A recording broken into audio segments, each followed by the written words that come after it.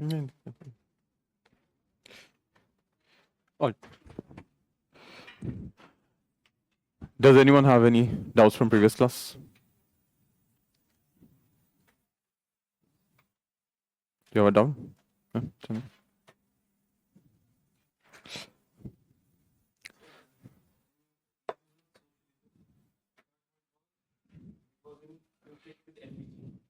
Hmm.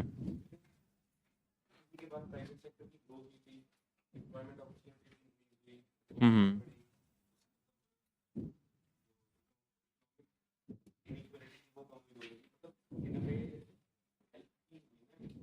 Uh, See, when you write an answer, the idea was that when we talk about socialist initially, it was state sector led. It was state sector led development in India. That's why when you wrote the last paragraph, I made you write a balanced conclusion between the LPG reforms and socialist, state responsibility and state led. So we're changing from state ownership to state responsibility. So that small paragraph you end up writing that yes, there might be some conflict with LPG, but end of the day, both of them have to be seen in balance and in harmony with each other.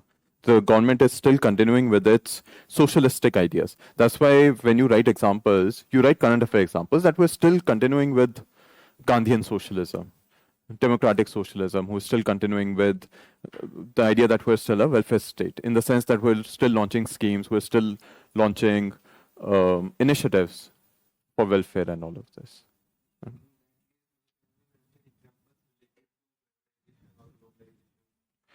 It see in a socialist answer it would be difficult to do that. So you can say one example is CSR. That yes, we've gone for liberalization, privatization, but one of the responsibilities that we have put on the companies is to have corporate social responsibility. That even in that sense, there is a socialistic idea where you have social responsibility. So that you can make the interlinkage there. Okay. Any other doubts, anyone? No other doubts?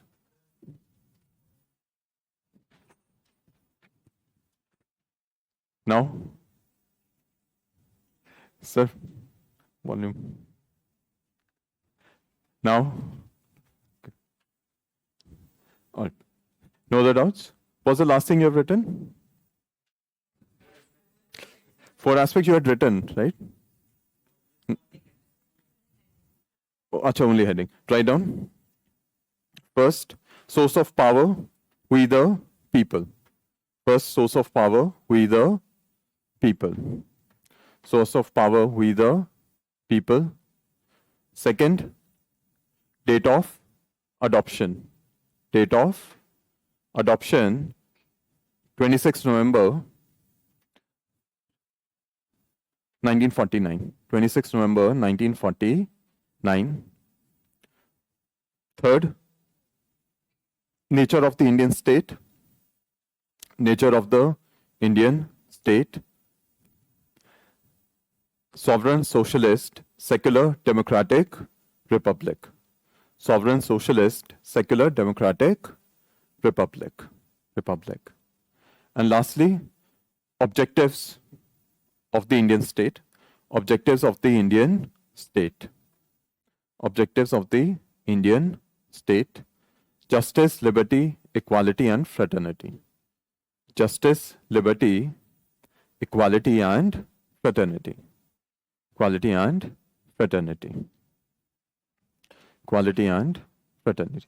So these are four elements, four ingredients, whatever you may want to call it. These are reflected in the preamble. It reflects about the Indian state and it reflects about the Indian constitution. This part is clear?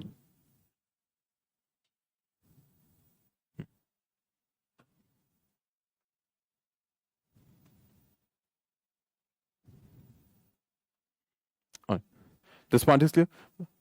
Tushar, when we get to religion again, I'll explain the principal distance model. So when we do Article 25, the principal distance model basically ends up saying that you have the state and you have religion. The state can undertake reform of religion. So it can reform triple talaq, it can reform practices of the religion, and it can regulate religion, like temples, mosques, gurdwaras, but religion cannot interfere in state affairs. Like we do not have religion as being a criteria for getting elected as an MP, MLA, as the head of the state. Right? So state can undertake reform of religion, religion cannot interfere in. So it's one way principle.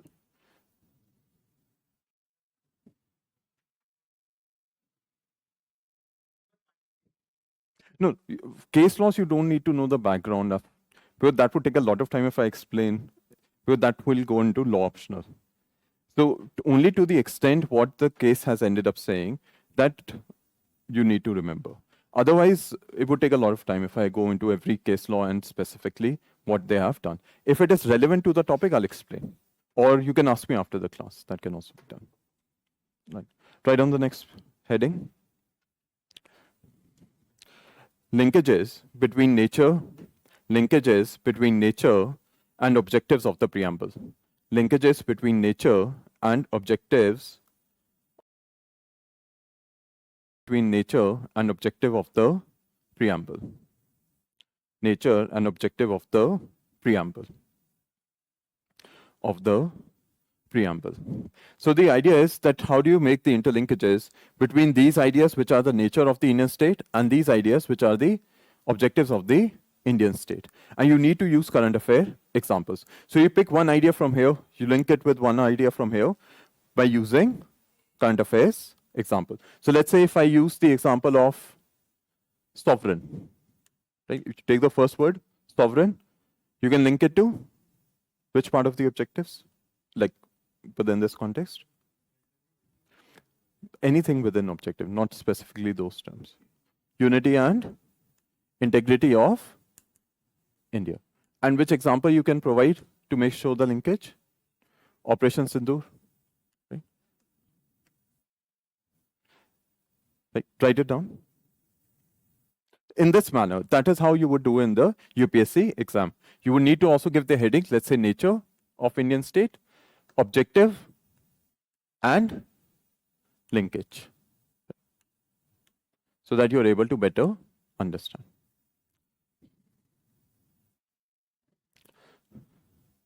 Right on the next one, let's say socialist. You would link it to social justice, let's say. You link social justice. And here you can give any recent welfare scheme. Right? Any recent welfare scheme. Any recent welfare scheme. Like PM Vishwakarma also can also be given. Any of the recent welfare schemes you can write here. Let's say you talk about democratic. So democratic you can link with political justice. One recent example that you can have here is Women Reservation Act. Right? Women Reservation Act. It ensures political justice within India. So one way that you're linking democracy with political justice. The example would be Women Reservation Act. Women Reservation Act. Right on the next one. Secular, equality, secular, in relation to objective being equality. The example you can give, one way that you can do this is secular, equality, dignity of the individual. And you can write the Triple Talaq judgment or the Shaira Bano judgment. Because the Supreme Court in the Shaira Bano judgment, which is the Triple Talaq judgment, ended up saying that the reason we're banning Triple Talaq, they used the interpretation of the preamble. They said to ensure equality and to ensure dignity of the individual. To ensure equality and dignity of the individual, they're able to undertake reform of religion. So what is happening is that in your examination, the pattern would be not this. The pattern would be the other way around. The question would be on current affairs. Let's say the question is on Foreign and Immigration Act. We'll cover the act. Foreigners and Immigration Act is meant to stop illegal migration into India. Then you can link it to sovereign. You can link it to unity and integrity of India, that this law upholds sovereignty and the unity and integrity of India as mentioned in the preamble. That makes a very good value addition in your UPSC answer. So in your UPSC exam, this would then work backward. You get the concept of this? Try down. Fraternity. Fraternity. Fraternity. In relation to equality of opportunity. Equality of opportunity. Equality of opportunity. Socialist. Socialist. And write down EWS reservation. And the Janhit Abhiyan case, 2022. EWS reservation. So the recent example would be EWS reservation. EWS reservation. Nature would be fraternity, and objective would be equality of opportunity, that is mentioned here. And the nature can also be socialist in this particular sense. Or you can also then link it to ideas of social justice. It's up to you. You can link it to multiple aspects of nature, you can link it to multiple aspects of objective. But the Supreme Court then ended up using the preamble for the interpretation in relation to Janhit Abhiyan case. They said EWS reservation is constitutional. Why? Because it upholds fraternity, it upholds social justice, and it is not a violation of equality of opportunity. This part is clear? What would happen in your exam? That this would be reversed. And this is where the value addition would happen. So let's say every topic that we're going to cover, you need to make certain linkages to, let's say, the preamble, because it's a good conclusion or single point that you may be able to write in your answer. You get conceptually this idea? Any doubts on this? Right? These are few examples that I'm making you write. All right. Write down. Give a heading. Limitations of the preamble. Limitations of the preamble. Limitations of the preamble. Limitations of the preamble. Limitations of the preamble. Write down first. Neither a source of power or a limit on power. Neither a source of power or a limit on power. Neither a source of power or a limit on power. Neither a source of power or limit on power. Limit on power. So when we say something is a source of power, let's say the governor has the power to send back bills. Let's say the prime minister has a particular power. Let's say the parliament has a particular power, like the constituent power under Article 360. None of these powers are here. The preamble provides zero power to anybody, whether it is a constitutional office, whether it is individuals like you and me, whether it is citizen, whether it is aliens. It does not provide any power to anybody. The second thing is, it is also not a limitation on power. What would happen is, let's say if there is a law that violates the constitution, it cannot be declared null and void just on the basis that it violates the preamble. Why? Because it is non-justiciable. Right? So it is neither a source of power, neither it is a limitation on power. This part is clear? Write on the second part of this. It is non-justiciable. It is non-justiciable. It is non-justiciable. It is non-justiciable. Meaning you cannot get justice on the basis of the preamble. You cannot approach the High Court or Supreme Court that my liberty of thought is being violated, or my liberty, like when Ranveer Adabadia was arrested or a gag order was put on him, he could only say that my freedom of speech is being restricted. He cannot say that my liberty of expression mentioned in the preamble is being restricted. The preamble within itself does not have any power. Independently, it does not have any power. This part is clear to everyone? Write on the next one. It has no independent legal effect. It has no independent legal effect It has no independent legal effect. Indep-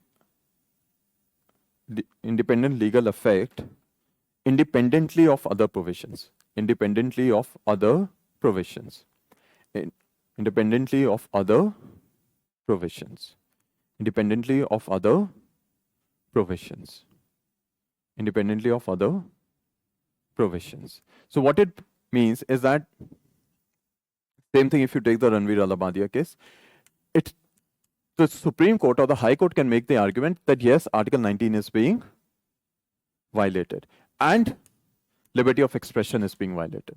This alone in itself can never be used. It always has to be used with with a provision that is enforceable. It single-handedly can never be used to either give power or put limitations on power. So when the Supreme Court declared Janat Abhiyan case, EWS reservation to be constitutional, they ended up saying that it does not violate or it is valid under Article 16, Clause 4. Plus, it does not violate any of these principles. But when they ended up saying that NGAC is null and void, they ended up saying that it violates basic structure, it violates Article 14 also, it violates democracy. So what happens in that particular situation is that the preamble is used for interpretation of the constitution. Independently, it has no role to play. I'll show you one part of this.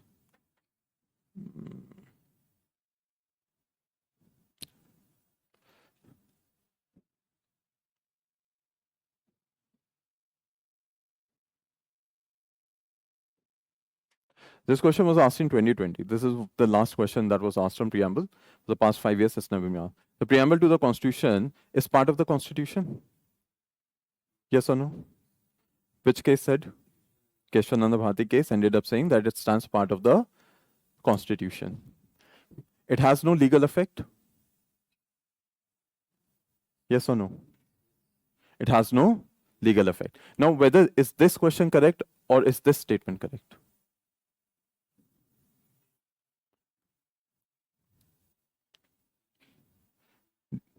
A or D? D. It's not that the A is wrong. A is also correct, but D is a better explanation. This is what is happening with UPSC. If you see some of the previous questions they're asking, which of the best reflects? What would happen is all the options are correct, but which one is better than others? This is what they have done in this question also. It's not that the A option is in wrong, but D is a better explanation. It has no legal effect independently of other parts. This part is clear to everyone?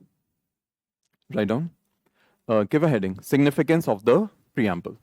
Significance of the preamble. Significance of the preamble. Significance of the preamble. Of the preamble. Write down first.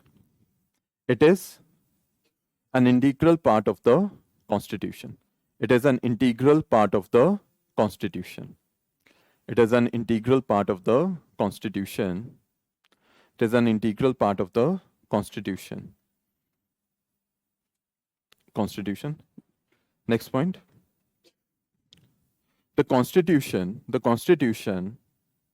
will be interpreted. The Constitution will be interpreted. The Constitution will be interpreted in the light of the preamble. The Constitution will be interpreted in the light of the preamble. In light of the preamble. In brackets, Keshwananda Bharati case. Keshwananda Bharati case, 1973. 1973. 1973. One of the examples, actually, there are multiple examples where they have used the interpretation of the, or use the preamble in interpretation. One is the famous EWS reservation case. In Janat Abhiyan, they ended up saying, so all of you are aware that the preamble gives priority to justice.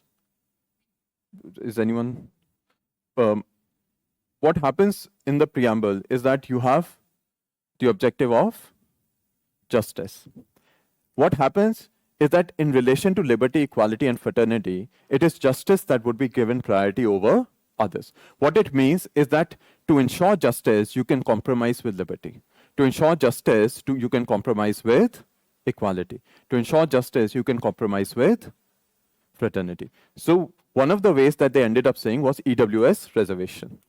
EWS reservation, the petitioner made the argument that it violates equality of opportunity, both in Article 16 and in preamble, that it violates equality of opportunity. The Supreme Court said no. We give priority to justice, more specifically social justice. And they ended up saying that this is the interpretation in light of the preamble.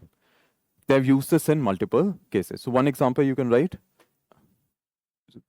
One example you end up writing, EWS reservation or Jannat Abhiyan case 2022.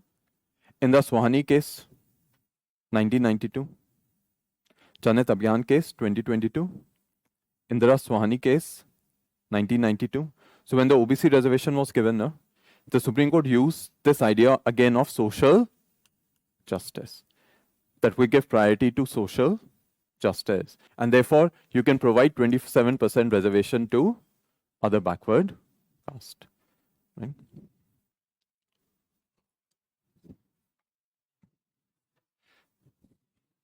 Social has priority over economic and political. Political justice would mean that you and I can stand for any seat, but you have seats reserved for scheduled caste, scheduled tribes, and now for women, plus in panchayat and municipalities also for OBCs. So you're compromising with political justice to ensure social justice. You're compromising with economic justice. Why? By giving welfare schemes. So a person belonging to BPL would be given, let's say, free housing or free ration, but a person not in BPL would not be. Why? To ensure social justice. This is a reflection of Dr. Ambedkar. His view was, emphasis was always on social justice. This part is clear? In the Swani judgment 1992, electoral bond case, electoral bond case, electoral bond case, electoral bond case. So they ended up saying democratic. It violates the democratic nature of the preamble. Right? These three cases would be enough. Right on the next point, under this.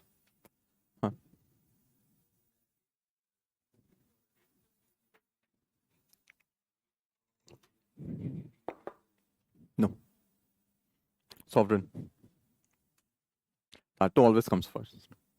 Like when Article 370 was removed, we put everyone in jail. At least in Jammu Kashmir, including Umar Abdullah, Farooq Abdullah were put in preventive detention or basic preventive detention in the sense they were put in a house arrest. Because sovereignty, that is supreme. Like you can compromise with everything as long as if India is willing to maintain sovereignty. So that is the first scope aspect. But social justice in relation to these. Justice in relation to these. Justice, liberty, equality, and fraternity. Okay. I know we are trying to say unity, integrity here, but this is the primary aspect.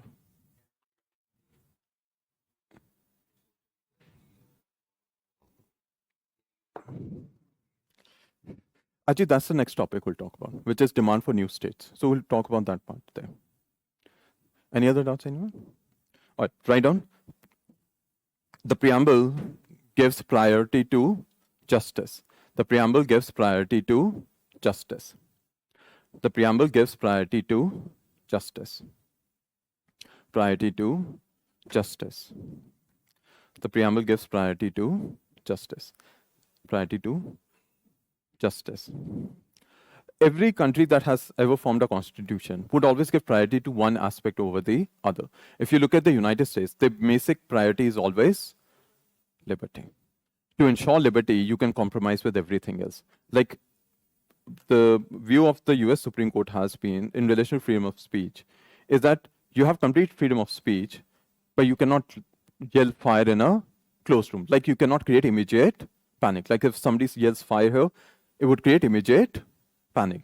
But if I were to say the world is going to end tomorrow, that is fine. That is not a problem. You have the complete freedom of speech to actually burn the American flag also. You can even defame somebody. It is not really a problem there.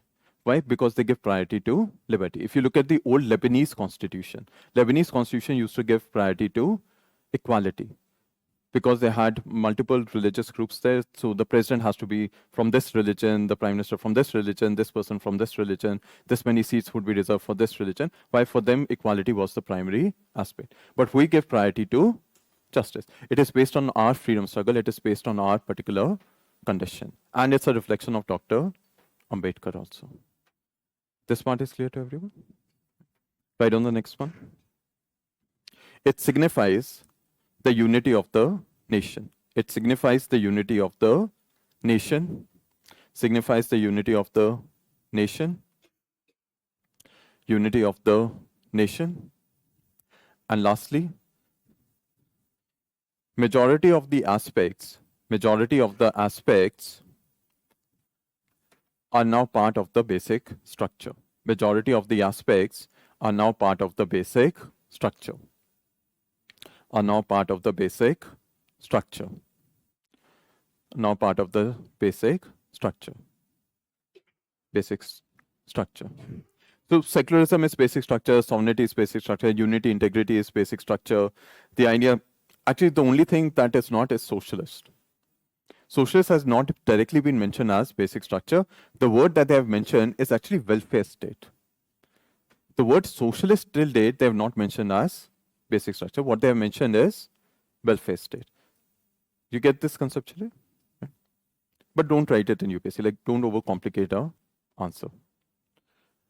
These are all the significance of the preamble. Any doubts on that? No doubts? All right. So then we're done with.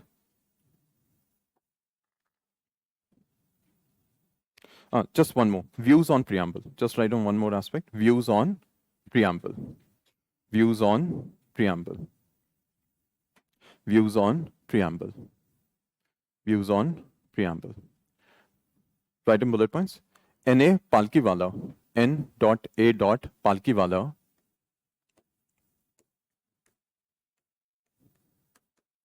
N.A. Palkiwala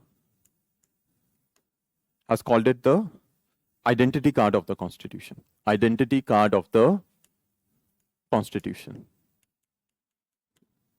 Has called it the identity card of the Constitution. M. Hidayatullah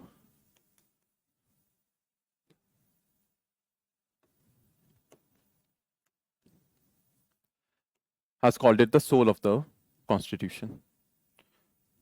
And K. M. Munshi has called it the horoscope of the Constitution. Horoscope of the Constitution. So these are things you end up writing either in conclusion, introduction, depending on how the question has been framed. Right? So M. Hidayatullah was first CJ to be president of India. And N.A. Palkiwala was a famous lawyer who also argued in the Keshananda Bharti case. This part is clear. He ends up calling it the horoscope of the Constitution because it gives the date of birth. It tells about the future also. And it also tells about the personality of the individual. So that is why and it also gives the name of the person, which is India. So he ends up calling it the horoscope or the horoscope of the Constitution. This part is clear. But these are something you only write in intro or conclusion directly like this. There's no need to over-explain this. Any doubts? Right. Try down then the next topic.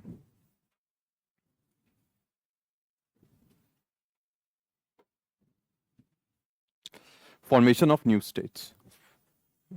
Demand for new states. Sorry. Demand for new states. Demand for new states. Demand for new states. Demand for new states.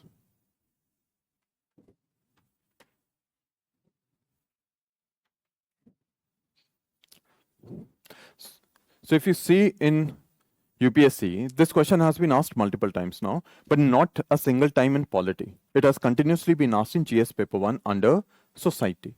They have asked in terms, and three times they've asked, political and administrative reorganization of states and territory has been a continuous ongoing process since mid 19th century. Discuss with examples. Discuss whether formation of new state in recent time is beneficial or not for the economy of India, and how has the formation of linguistic states strengthened the cause of Indian unity. But all of them being asked in GS paper 1. It is yet to be asked in polity. So what I'm going to do is make you write an answer from a polity perspective. You can use the point in GS paper 1, that is not a problem. But I'm going to make you write an answer from polity perspective. There is a certain difference. Like when you write on secularism in GS paper 1, you use the words like pluralism and communalism, religious unity, syncretism, which is society perspective. But I made you write laws. I made you write case laws. I made you write judgments of the Supreme Court because that is a polity answer. What is going to happen is, dependent on the topic and where it is asked, 80% of the answer has to come from that subject.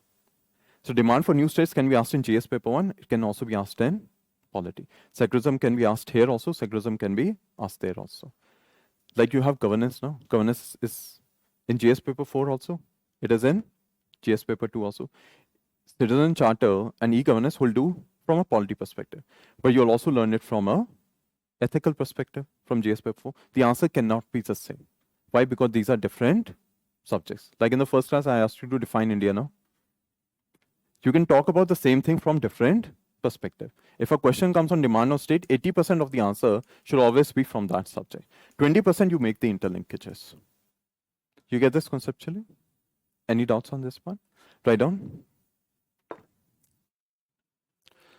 Give a heading. Formation of new states. Formation of new states. In brackets, introduction. Formation of new states. In bracket, introduction. In brackets, introduction.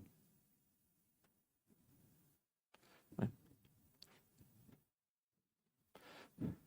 Right. So this becomes your introduction. If any question comes on demand for new states in, let's say, polity, the first thing you have to do is tell on how the new states are created in India. Write down. Article 2 empowers the parliament. Article 2 empowers the parliament. Article 2 empowers the parliament to admit into the union, or establish new states. To admit into the union or establish new states. Or establish new states. Establish new states. On such terms and conditions, as it thinks fit. On such terms and conditions as it thinks fit. On such terms and conditions as it thinks fit. As it thinks fit. As it thinks fit. If you see this line, this is one of the actually more important lines of Article 2. As it thinks fit. Terms and conditions as it thinks fit. It actually allows for asymmetric federalism. It allows for special provisions for state. When Jammu Kashmir was admitted into the union, the parliament can give it any terms and conditions as it thinks fit. So one of the things that was given to Jammu Kashmir was a separate constitution, a separate flag. When the state of Andhra was created, a special provision was given to the state of Andhra, was 100% domicile reservation for 5 years. Why? Because majority of the government jobs within the Andhra state was held by people from Tamil Nadu. So for 5 years, they had 100% reservation. When Sikkim was added into the union, one of the things is that the people of Sikkim do not have to pay income tax. It's not like you can move there and not pay income tax. It's the idea that if you belong to that same generation that became part of India, you don't have to pay income tax. So this is what allows for asymmetric federalism. When we do asymmetric federalism and special provisions for state, I'm going to ask you which article allows for it. And I expect you to say Article 2. Write down. The term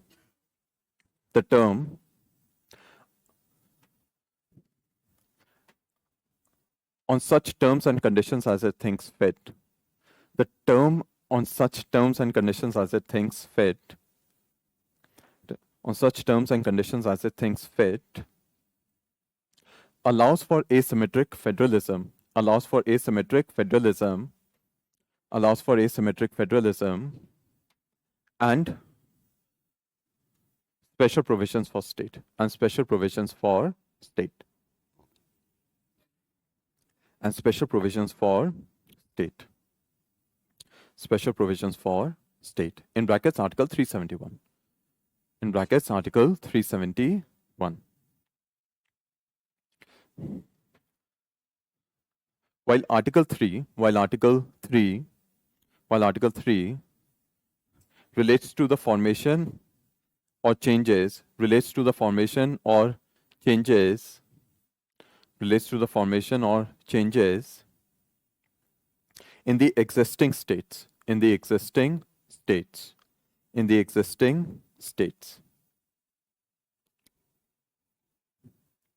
in the existing state, in the existing state. So this becomes your introduction. Any question that comes on demand for new states, in a polity answer, you have to start with polity. So you mention on how new states are created in the first place. So you mention Article 2, you mention Article 3. This part is clear to everyone? In a GS1 answer, that is not required. In a GS1 answer, you're not going to talk about Article 2 or 3 in depth. You can just mention Article 2 and 3 allow for the formation of new states, and that would be enough. This part is clear to everyone? Write down reorganization of phases of reorganization of states. Give a heading, phases of reorganization of states. Phases of reorganization of states. Phases of reorganization of states. All right. Write down first. The first occurred post-independence. The first reorganization occurred post-independence. The first reorganization occurred post-independence, whereby the states were created, whereby the states were created on the basis of administrative convenience. Whereby the states were created on the basis of administrative convenience. On the basis of administrative convenience. They were divided on the basis of groups. Part A, B, C, D. Divided on the basis of groups. Part A, B, C, D.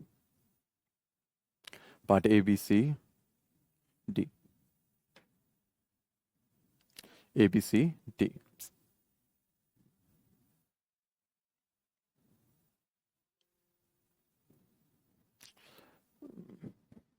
Right. So what had happened is that when India got independence, you had the British provinces, you had the princely states, and you had various other forms of statehood.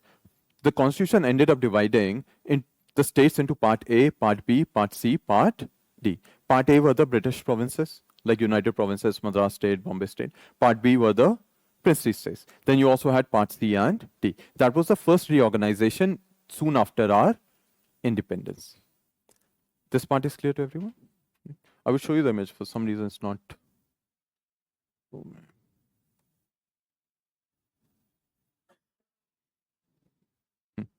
So you had the Part A states, which were the British provinces. You had the Part B states, which were the princely states, like Rajasthan, Hyderabad, Mysore.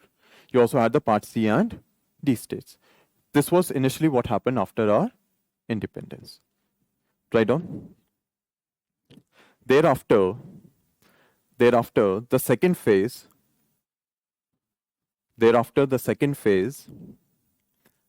was the linguistic reorganization of states. Linguistic reorganization of state. Was the linguistic reorganization of state. Linguistic reorganization of states. Which committee led to linguistic reorganization? Fazal Ali Commission. Before that, you had the S.K. Dhar Committee and the JVP Committee. Both of them rejected. Then finally, you had the Fazal Ali Commission that ended up saying that you can have linguistic reorganization. Write down. the States Reorganization Commission, the States Reorganization Commission under Fazal Ali, under Fazal Ali, submitted a report, submitted a report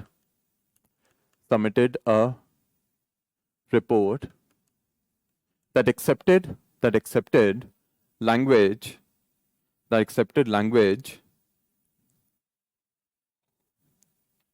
as a criteria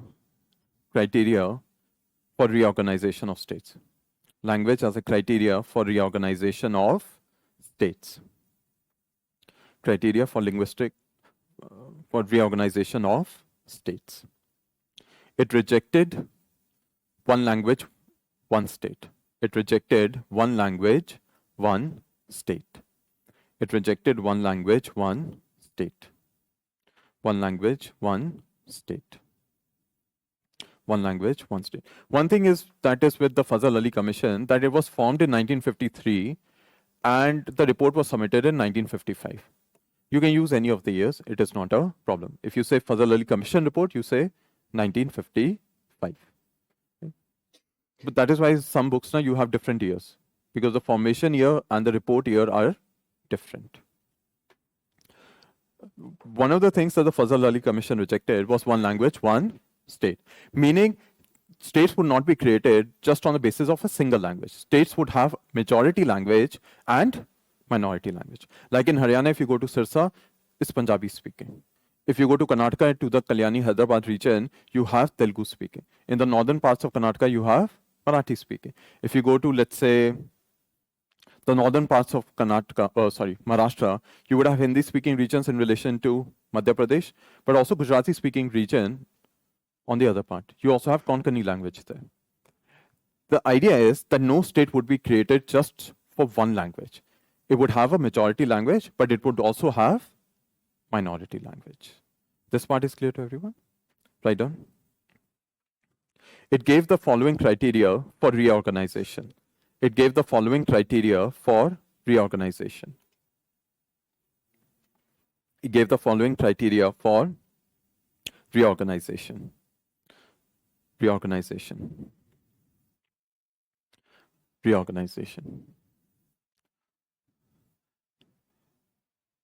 Write down first, preservation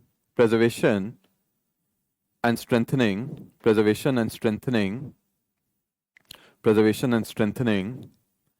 unity and security of India.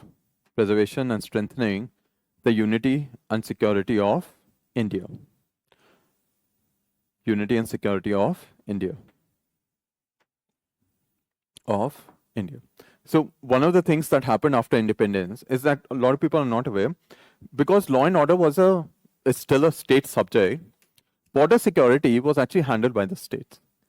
So after independence, what would happen is sometimes the Punjab police would have a fight with the opposite side from Pakistan. The Bengal police would have a fight with the opposite side in East Pakistan. Why? Because border security was still being handled by the state. It was only after the 65 war that you had the formation of the BSF. So the BSF Act in itself came in, I think, 67 or 68. So before that, border security was being handled by the states. So one of the things that the Fazal Ali Commission ended up saying, preserving of security. But the point is, even if you create a new state, especially in the border area, the security of that state would now be dependent upon the state police. You get this conceptually? Now it's not that security is not an issue anymore. But when he said it, it was a different context altogether. This part is clear to everyone? Right on the next one. Linguistic and cultural homogeneity. Linguistic and cultural homogeneity. Linguistic and cultural homogeneity. Linguistic and cultural homogeneity. Third, financial, economic, and administrative convenience. Financial, economic, and administrative convenience. Administrative convenience. Administrative convenience. And lastly, planning and promotion of the welfare of the people, planning and promotion of the welfare of the people, welfare of the people, welfare of the people, and of the welfare of the people of both the state and India. Welfare of the people of both the state and India. Both the state and India. Both the state and India. Write down separately. Thereafter, the State Reorganization Act 1957. Thereafter, the State Reorganization Act 56. State Reorganization Act 1956 and the 7th Constitutional Amendment Act 1956 and the 7th Constitutional Amendment Act 1956 were implemented. Were implemented. Were implemented. Were implemented. So the 7th Constitutional Amendment Act basically abolished the system of Part A, B, C, D, and then you had this complete list being put into the Schedule 1, starting with what was the first state created? Andhra. But this Andhra was created before the linguistic reorganization. Andhra was created, then there was a demand for, like, Andhra was created in 53. And thereafter you had the Gujarat, Maharashtra was the primary one that actually asked for a new state. And after that, a lot of other states were created on the basis of language. All right, write down. Third, reorganization of the Northeast.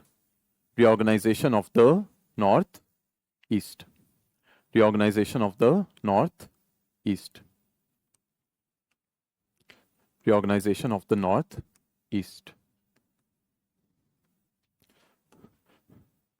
Write down.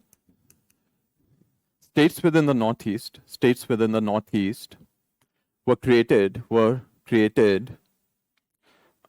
primarily on the basis, states in the Northeast were created primarily on the basis of ethnic identities. On the basis of ethnic identities. Ethnic identities. Ethnic identities. Further, special provisions for the northeastern states.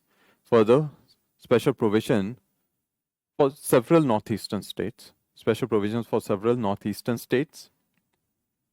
Several northeastern states.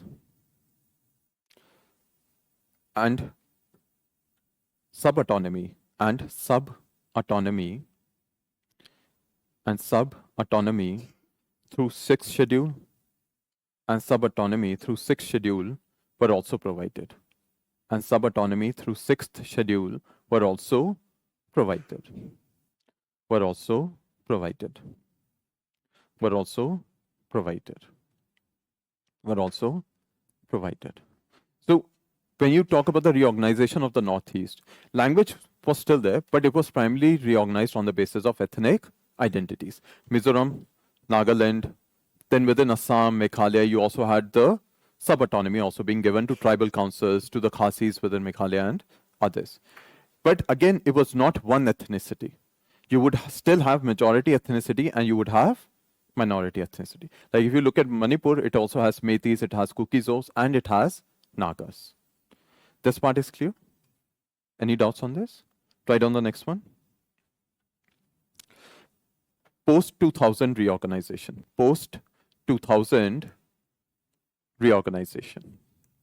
Post-2000 reorganization. Post-2000 reorganization. Reorganizations. Write down. States were created. States were created. States were created. States were created for administrative convenience. States were created for administrative convenience and other mitigating factors. For administrative convenience and other mitigating, MITAGATING, mitigating factors. Mitigating factors. Mitigating factors. it led to the formation of smaller states. It led to the formation of smaller states.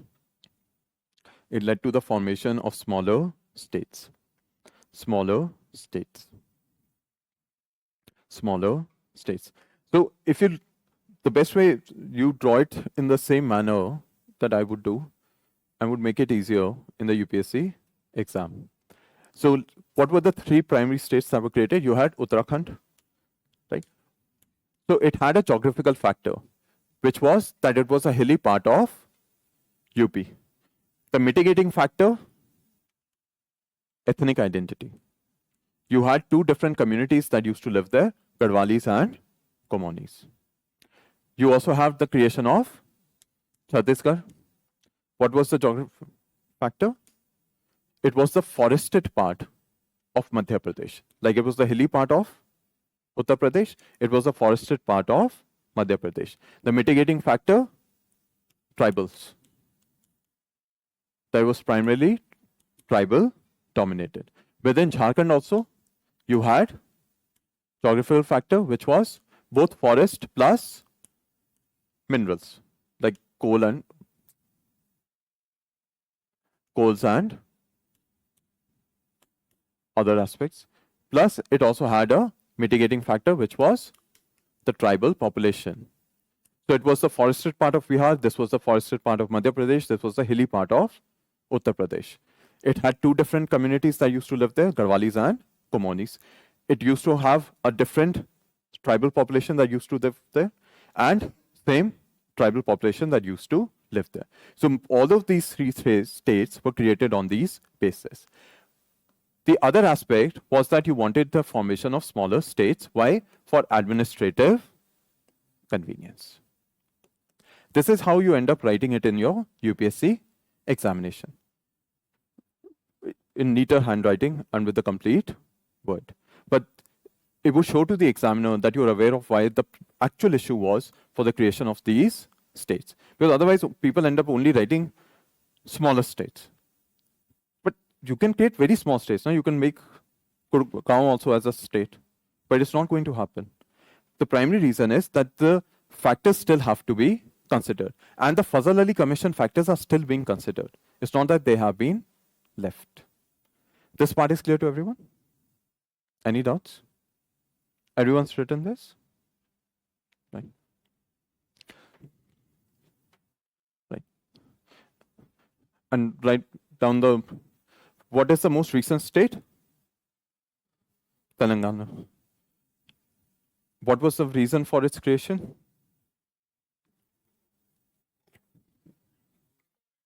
It can't be, well, language really can't be, because it was a Telugu speaking area taken from a Telugu speaking area. Economic of Andhra or Telangana? Telangana is not economically backward. Andhra is the one that is having economic problems and not Telangana. So what was the mitigating factor for Telangana to be created? All right, just write Telangana, but you let me know in the next class what was the mitigating factor for Telangana. It's actually Andhra that is having money problems, not really Telangana, because Telangana has Hyderabad. Then what was the mitigating factor for Telangana to be created? What? If you know, you know. But who said? Somebody said what? Telangana is not really tribal population. But it has very, like, I wouldn't call it the primary mitigating factor being tribal population. Like Telangana is known for tribal population. All right. Anyways, if you find out and then you let me know in tomorrow's class, otherwise I'll tell you. Give a heading, demand for new states. Demand for new states. So if a question comes on demand for new states within UPSC GS2, you end up first highlighting Article 2 and 3. Then you end up saying that these are the various phases in which states have been made in India. You had the part A, B, C, D, post-independence.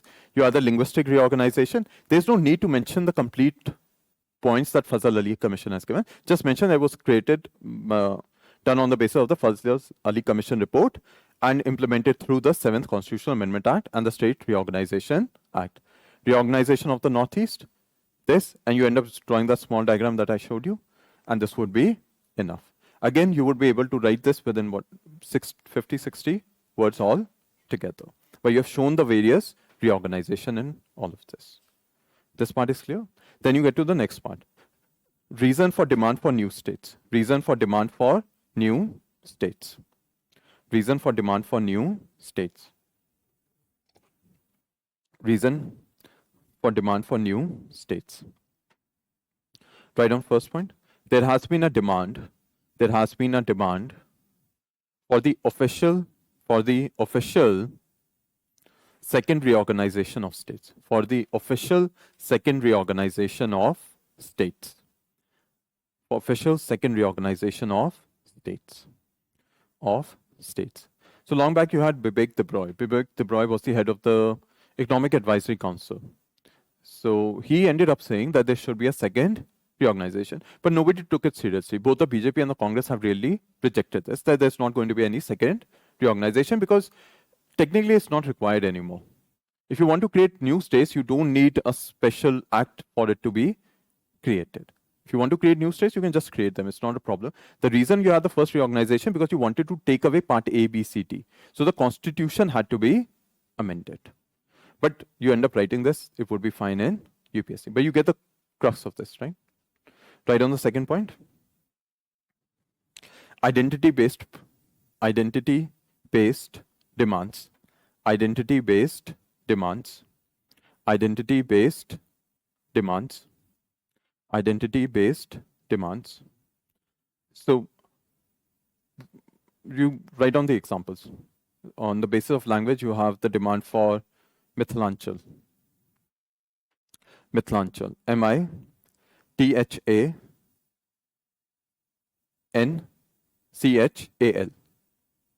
So it's a Mathili speaking area of Bihar. So Mithilanchal in Bihar.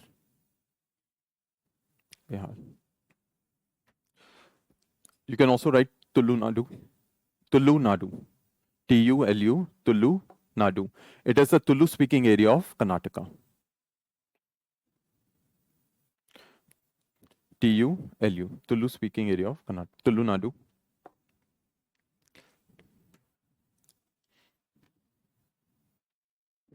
Next, minority aspirations within a state. Minority aspirations within a state. Minority aspiration within a state. Minority aspiration within a state. So sometimes, because the states always have this idea of a majority and a minority community, there are in several states minority communities that have been asking for special state or special category states. So like you have the Kukis and the Metis, or especially the Kukis now asking for, they can't really have a separate state, but they are asking for some form of tribal council system or some protection under 6th schedule or some aspect in which they can be provided with a separate autonomy. You also have Tulu Nadu. Tulu Nadu is also a minority aspiration of the Tulu-speaking region within Karnataka. Mithilanchal also. So what is happening is that the identity-based and the minority aspiration, you can have the same example.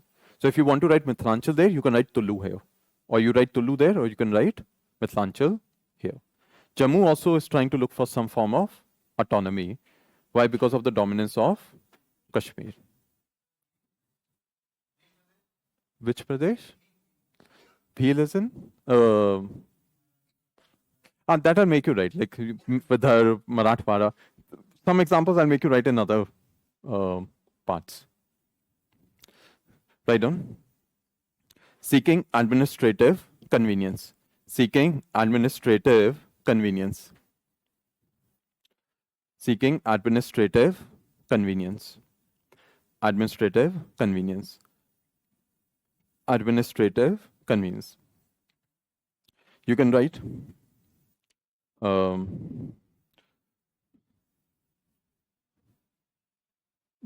Harit Pradesh. Harit Pradesh, H-A-R-I-T. Harit Pradesh, due to economic potential. Harit Pradesh, due to economic potential. Harit Pradesh due to economic potential, or or Bundelkhand, Bundelkhand,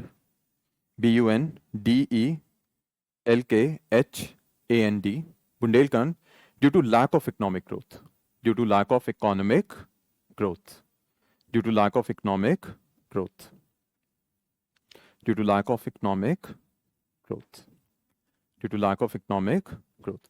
So you have the western part of UP, which is the demand for Harit Pradesh. Like you would have Noida, Agra, and all of this region. The eastern UP part, which touches Bihar, would be the Bundelkhand region. Bundelkhand is a poorer region. So they want administrative convenience. Why? Because the Allahabad High Court, all of this is far too away. They're not able to develop themselves economically. So for them, it's about economic growth. Harit Pradesh wants to leave because it's actually quite developed. They have Noida, they have Agra. It is, if it had its own separate statehood with the High Court in Meerut, they can actually develop in the way that Haryana has developed. Why? Because the demographics are generally also similar. But most of the money that is produced in Harit Pradesh goes for the complete development of UP. And that also becomes a problem. But both of the region want separate statehood, but both of them have different reasons for it. This part is clear to everyone? All right. Right on. The last one. Conversion from union territory to statehood. Conversion from union territory to statehood. Conversion from union territory to statehood. Conversion from union territory to statehood. To statehood. So you have a demand from Jammu Kashmir to be converted from union territory into state. You also have demand from Ladakh would not be converted. It doesn't even have legislative assembly. It would get 6th schedule status. That is what they're actually asking for. Statehood, they're asking, it's like a high demand so that they would settle for 6th schedule. It can't really have, it doesn't even have that population to form a legislative assembly. But anyways, that's a separate topic altogether. When we talk about 6th schedule, we'll talk about Ladakh itself. So you give the example of Jammu Kashmir and Delhi. Jammu Kashmir and Delhi. Jammu Kashmir and Delhi. Jammu Kashmir and Delhi. Jammu Kashmir and Delhi. So these are the reasons for demand for new states. Write down the primary question that is asked. Issues with the formation of new states. Give a heading. Issues with the formation of new states. Issues with the formation of new states. Issue with the formation of new states. Formation of new states. First is security concern. Security concern. Security concern. Security concern. And Jenge is anyways now, it was a state, it has to be actually turned back into a state. You can write in brackets, you don't give an example, you write in brackets what is the actual security concern? Separatism. So in brackets you end up writing separatism. Separatism. Second, sharing of resources between states. Sharing of resources between states. Sharing of resources between states. So you can give the example Punjab and Haryana. Like they're still fighting over Chandigarh, Satluj, High Court also. And this is one of the primary problems. Same thing happens with, let's say, Andhra and Telangana over the Krishna River water. So these are certain problems that are still continuing over the sharing of resources. But the best example is actually Punjab and Haryana. Right on the next one. Lack of revenue generation. Lack of revenue generation. Lack of revenue generation. Lack of revenue generation. This is actually the primary reason why states are formed or not formed. While Ladakh would never be formed as a state is because of this reason. A lot of the states that are demanding, one of the primary reason it is not being able to do that is because of this primary reason. It also comes from JVP, SK Dhar and Fazal Ali. that all of the three ended up saying financial, economic, and administrative convenience. What happens is, hmm,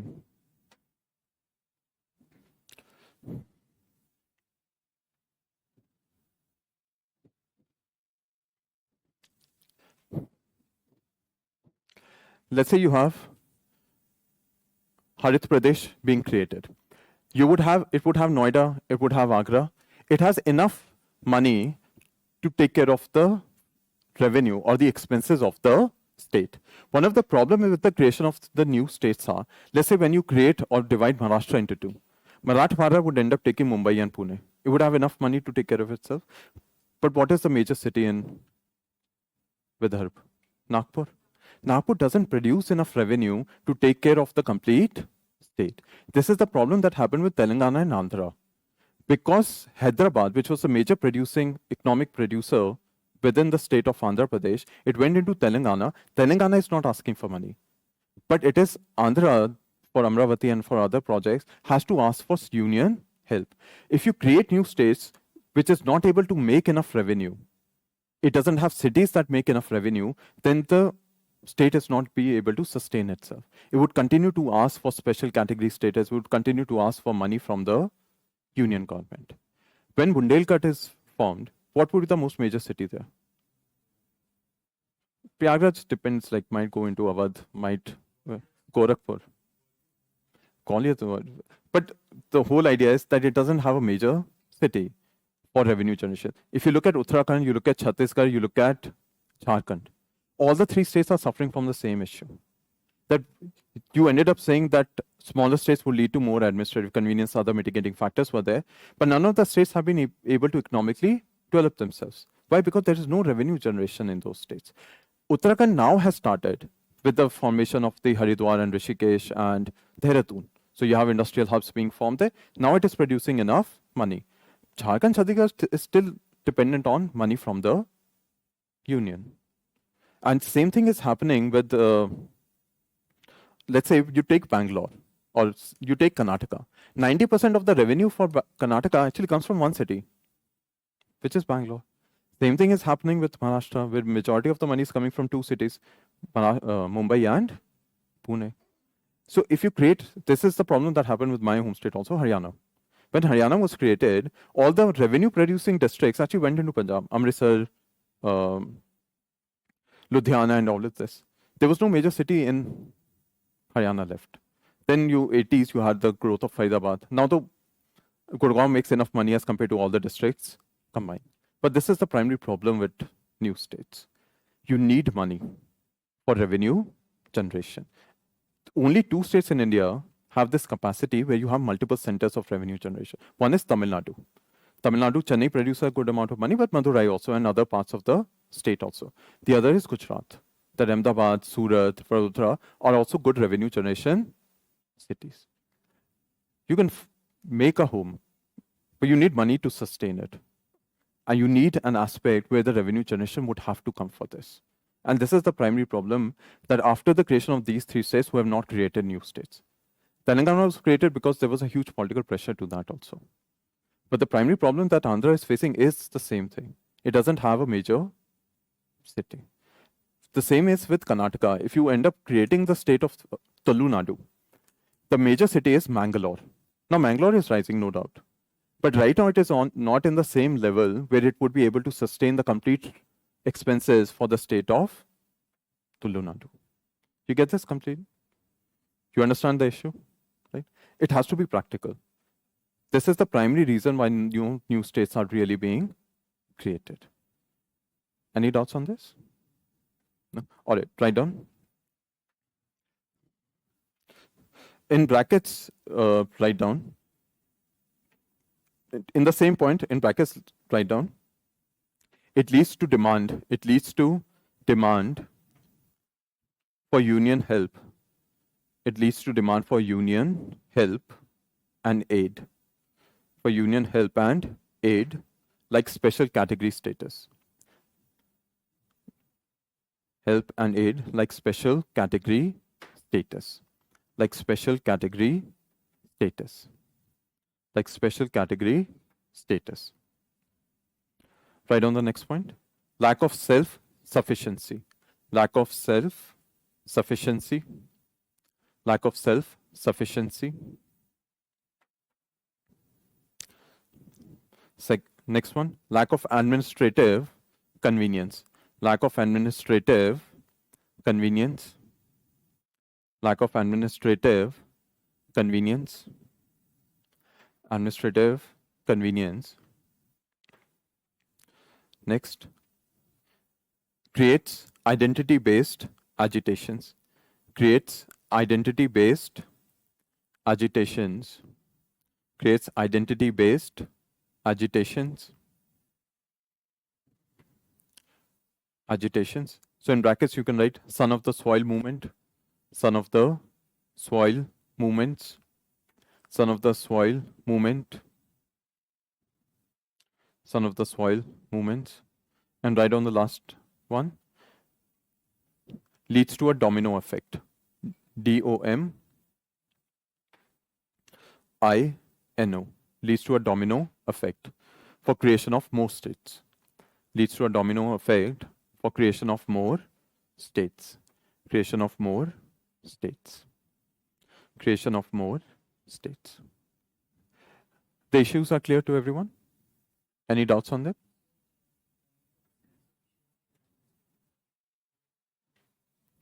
It's just generalized point here. It's just to increase the number of points, end of the day.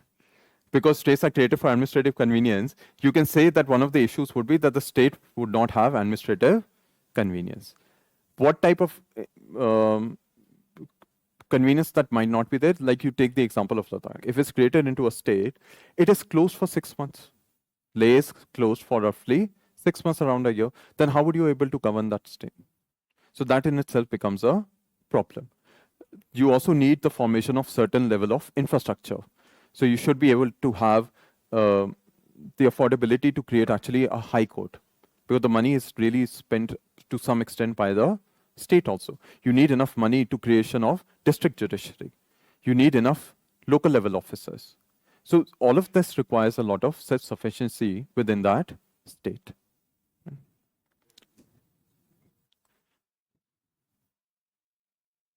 There is?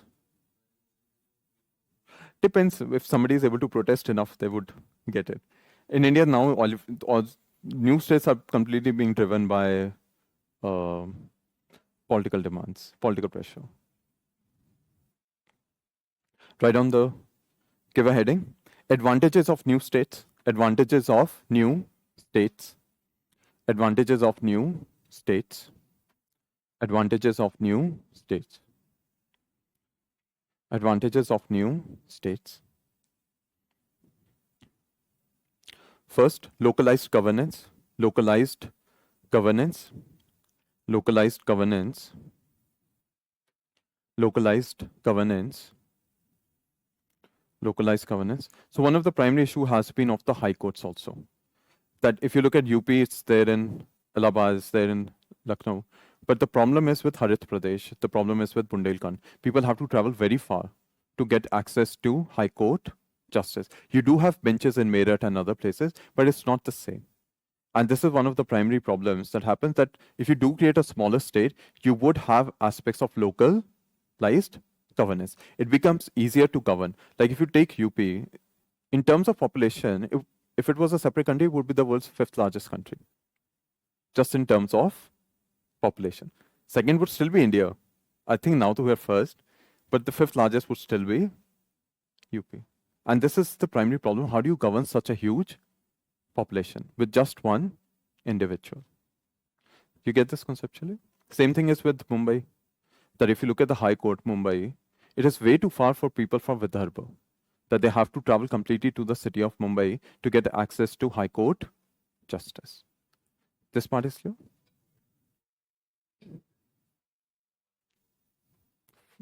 For? That has always been a, like, and one of the thing is, if you take Delhi, Kabul is more closer to Delhi as compared to Mumbai. We realize because the borders have now been created, but that has always been the issue, that Kabul is actually more closer to Delhi as compared to Mumbai. But That's a separate argument altogether. Write down. Second one, ease of access to centers of power. Ease of access to centers of power. Ease of access to centers of power. Ease of access to centers of power. Third, public satisfaction. Public satisfaction. Public satisfaction. Fourth, strengthen regional participation. Strengthen regional participation and representation. Strengthen regional participation and representation. And representation. And representation. Representation. Right. Give a heading, way forward. Way forward. Way forward. Way forward. Right on the first, maintain the standards of the Fazal Ali Commission. Maintain the standards of the Fazal Ali Commission. Maintain the standard of Fazal Ali Commission. Fazal Ali Commission. Fazal Ali Commission. Fazal Ali Commission. So that is why I made you write the separate points for Fazal Ali Commission. You can just mention that you follow those points while forming new states, or you can mention those points itself, and in brackets you can write Fazal Ali Commission. Like if you want to write a lot more way forward points, you end up saying cultural homogeneity and this, and in brackets you write Fazal Ali Commission. So it depends on you on how you want to frame your answer. Write on the second one. Form an expert committee. Form an expert committee. Form an expert committee to assess financial viability. To assess financial viability and resource sharing. Financial viability and resource sharing. Resource sharing. Resource sharing. Resource sharing. And write down the last one. Fulfill demands. Fulfill demands. Fulfill demands through autonomy. Through autonomy. Through autonomy. Such as under 6th schedule. Such as under 6th schedule. Such as under 6th schedule. Such as under 6th schedule. Comma. Tribal councils. Tribal councils. Tribal councils. In brackets you can write Darjeeling. So Darjeeling wanted separation, but it cannot be seen as a completely independent state. So it was given a separate Darjeeling Tribal Council. So you give a particular area much more autonomy. In brackets, Darjeeling, comma, reserved seats, reserved seats, reserved seats. So you can give the example Sangha, Sangha, Sangha in Sikkim. Sangha in Sikkim. In Sikkim. So what happens is you have a Buddhist monastic community which has been provided with a reserved seat. That on those seats, only a person from the Buddhist or this particular community can become the MLA.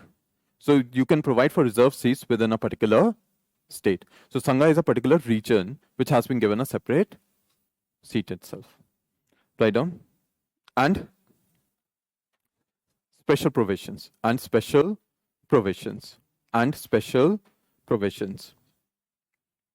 And special provisions. And special provisions. In brackets you end up writing Kutch, Vidarbh,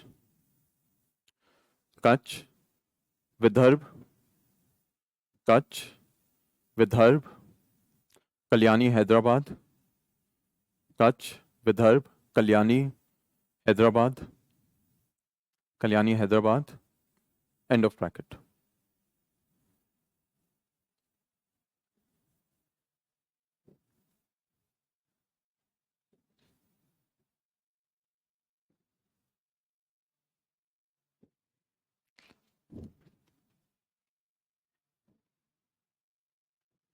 Like if you see the special provisions with respect to the state of Maharashtra and Gujarat.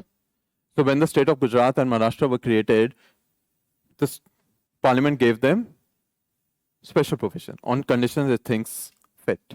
So one of the thing was that a separate development boards for Vidarbha, Marathwada, for Saurashtra and Kutch was created. So these are few examples that you can write. That you can give certain level of autonomy to a particular region within a state.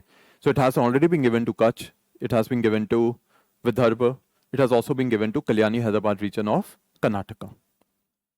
Right? So that is the example that you can also write there. Is it clear to everyone? Any doubts on demand for new states, because we're done with the topic? You'll be able to write the problems, the way forward, the issues that are there. An introduction, you write Article 2 and 3. Yeah. So actually, most of the northeastern states have already been provided. Like if you go to special provision for Nagaland, Nagaland also has Tuensang. It's not working, but it also has this Naga Hill Tuensang area. So a lot of the northeastern states, like for Meghalaya, Khasis and others also have tribal councils. In Assam, you also have tribal councils. So for the northeast, they've already done this, that all the regions of certain tribal groups have been given autonomy. They cannot be given separate statehood, so autonomy has been given to them. Okay.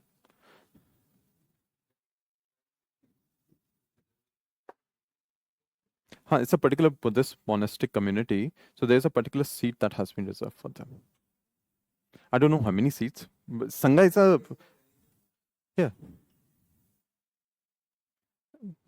So if you look at the Sikkim MLA distribution, there's a lot of reserved seats there. Sangha is just one of them. A lot of the seats have been reserved on ethnic identity also in Sikkim. Any doubts?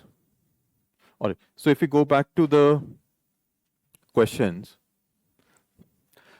so presumably if these questions are asked in GS paper 2, if let's say the same questions are asked in GS paper 2, the political and administrative reorganization of states and territories has been a continuous ongoing process since the mid-19th century, discussed with examples. What would be the introduction? You write Article 2 and 3, then you talk about the 4 reorganization. Why? Because it has asked you on how it has been an ongoing process.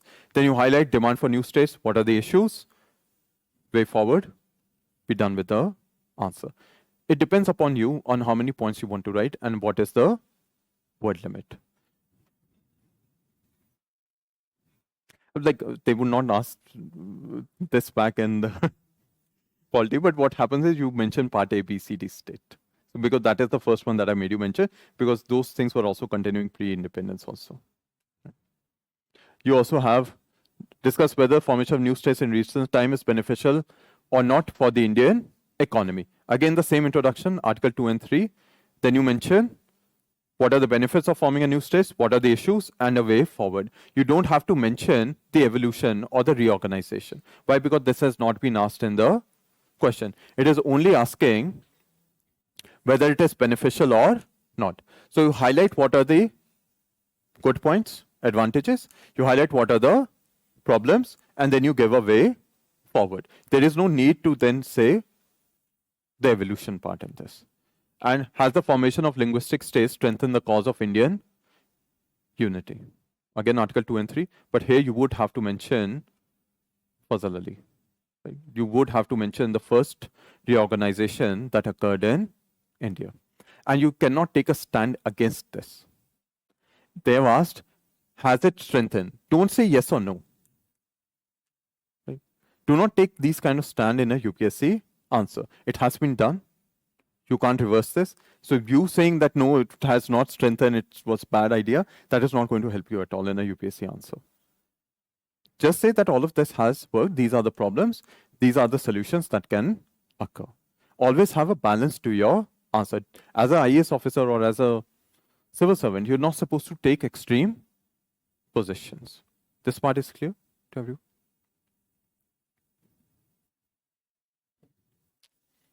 Right. No doubts? All right, right on the next topic. Citizenship Amendment Act 2019. Citizenship Amendment Act 2019. Citizenship Amendment Act 2019. Citizenship Amendment Act 2019. 2019. 2019. You understand now? Who is preamble, part one. So from part one, union and territory, you have one general question that comes for mains. Demand for new states. From part two, that is citizenship, there are two topics that are relevant. One is the Citizenship Amendment Act. The other is the new Immigration and Foreigners Act. Write down Citizenship Amendment Act 2019. Write down first introduction. Introduction.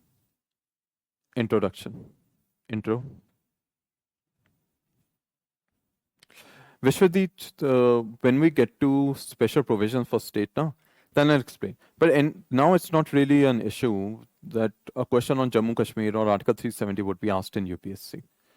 Like it's not an expected. It's been done in 2019. It's been 6 years now. So it's not likely to be asked why Article 370 was removed. If it was supposed to be asked, they would have asked it by now. Write down. Introduction. Part 2 of the Constitution. Part 2 of the Constitution provides for citizenship. Part 2 of the Constitution provides for citizenship. Provides for citizenship. Provides for citizenship. The Parliament can make laws. The Parliament can make laws for acquiring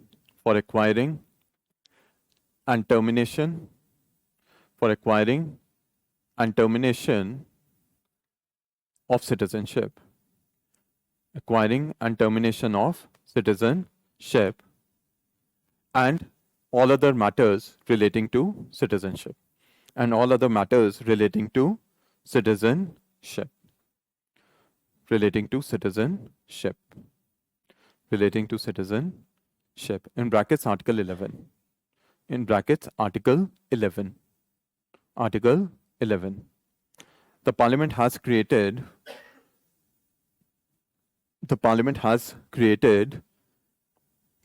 Citizenship Act of 1955. The Parliament has created the Citizenship Act of 1955. 1955. And it has been amended several times. It has been amended several times.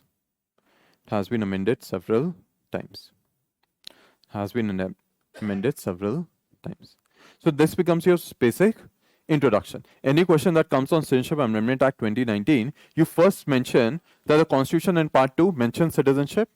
Then you mention that it is the power of the Parliament to make any laws for acquisition and termination of citizenship and every matter relating to citizenship. Then you say that the Parliament has created Citizenship Act of 1955. And then you get to Citizenship Act, Amendment Act 2019. Why? Because now you have given the small polity history of Citizenship Amendment Act of 2019. So that becomes a good introduction. This part is clear? Any doubts on this? Give a heading. Aspects of CAA 2019. Aspects of CAA 2019. Aspects of CAA 2019. Aspects of CAA 2019. 2019. Aspects of CAA 2019. The government introduced the CAA rules in 2024. The government introduced the CAA rules, Citizenship Amendment Act rules, 2024. Because it's been introduced last year, that's why it's important for 26 also. It enables migrants or foreigners. It enables migrants or foreigners. It enables migrants or foreigners of 6 minority communities of 6 minority communities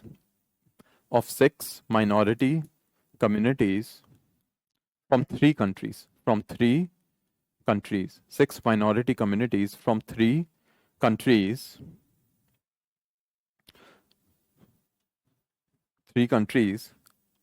who have come to India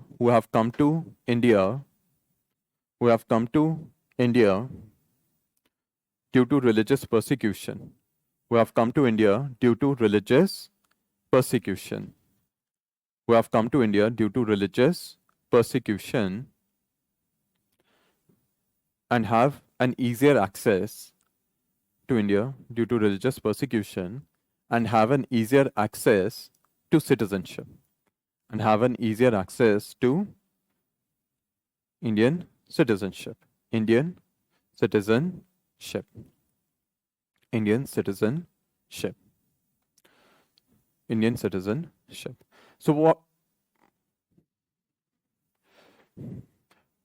what has happened is with the Citizenship Amendment Act, you have ended up saying that anyone who comes from Pakistan, Bangladesh, from Afghanistan, Bangladesh, and if they have come to India and they belong to 6 minority religions, whether they're Hindu, Sikh, Jain, Buddhist, Parsi, Christian, and they have come to India, why? Because they have faced religious persecution in any of these 3 countries, they would have an easier access to citizenship. It's not that they would get citizenship, that is not there. They would have an easier access to citizenship. If somebody from these countries come to India, they have to spend 11 years as ordinary residents before they can get citizenship. For these people, it is 5 years. What you have done is made it little easier. It's an easier access to citizenship. It does not mean that they would get citizenship. You get this first part? Write down. Separate point. It is applicable. It is applicable. It is applicable only for Hindu, Sikh, only for Hindu, Sikh, Jain, only for Hindu, Sikh, Jain, Buddhist, Hindu, Sikh, Jain, Buddhist, Parsi and Christian. Parsi and Christian. Parsi and Christian who have migrated from Pakistan, Afghanistan, who have migrated from Pakistan, Afghanistan, and Bangladesh, Bangladesh before 31st December 2014. 31st December 2014. Before 31st December 2014. 2014. It therefore has a retrospective effect. It therefore has a retrospective effect. Therefore has a retrospective effect.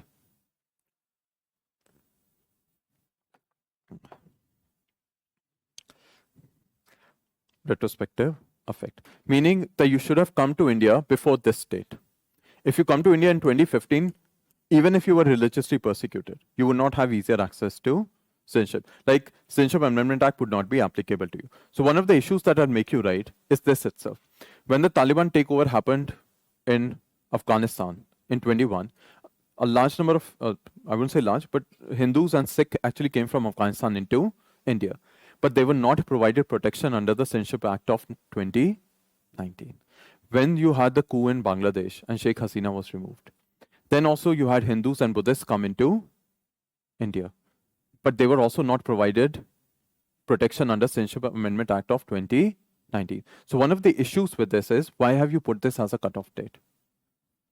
Either you have also a prospective effect, meaning those that are still facing religious persecution there and have come into India after the Taliban takeover, after the coup in Bangladesh, they should also enjoy the protection under Citizenship Amendment Act. So this becomes the problem also. This also becomes the way forward. The problem is no prospective effect. What do you write in the way forward? Have prospective effect. So I'll make you write this. Any problem can be turned into the solution. Like, what is the problem with women empowerment? If I ask you what is the problem with women empowerment, let's say patriarchy. You write in way forward, end patriarchy. If somebody says what is the problem with, let's say, urban development in India, lack of sanitation, you end up saying improve sanitation. So you take the same topic and what you do is change the adjective. The same thing can be turned into a problem with the terms like lack of and hurdles and all of this to something like should improve, should do better. So you take the same idea and you can turn it into both a problem and as a way forward. So this is something you can do in UPSC. It would not be a issue. Write down. These migrants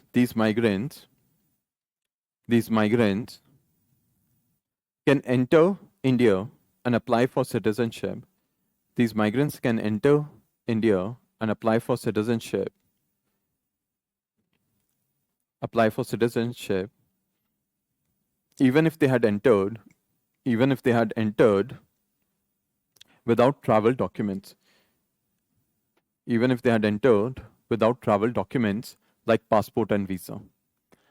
Without travel documents like passport and visa. Passport and visa. They have been exempted under the Passport Act 1920. They have been exempted under the Passport Act 1920 and the Foreigners Act 1946. Passport Act 1920 and the Foreigners Act 1946. 1946. Meaning, if any of these individuals or migrants have come into India, they would not be treated as an illegal migrant.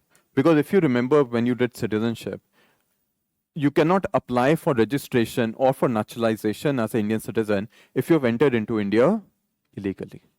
So what you have done is said that any of these individuals that have come into India from these communities, from these 3 countries, before this date, you're not an illegal migrant anymore. Or you're exempted under the Passport and the Foreigners Act. And therefore, you can then apply for citizenship. This part is clear to everyone? Write down.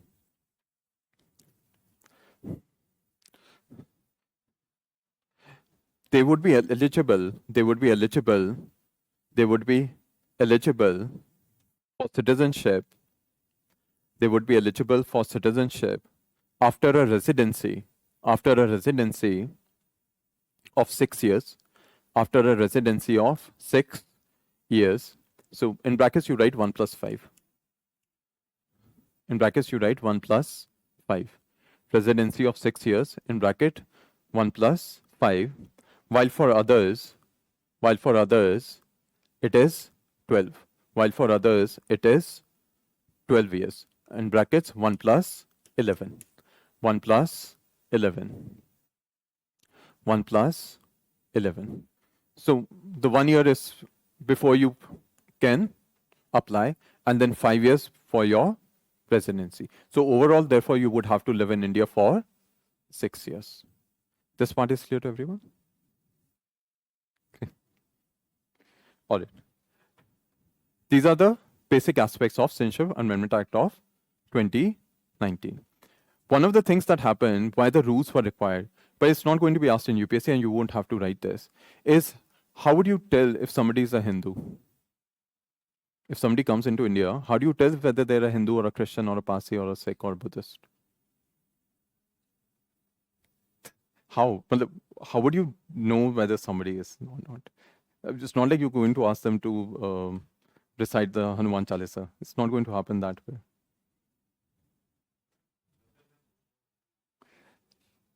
So let's say if they don't have an ID card, which ends up showing from Pakistan the name. So what the government ended up saying is that you can file a self-affidavit.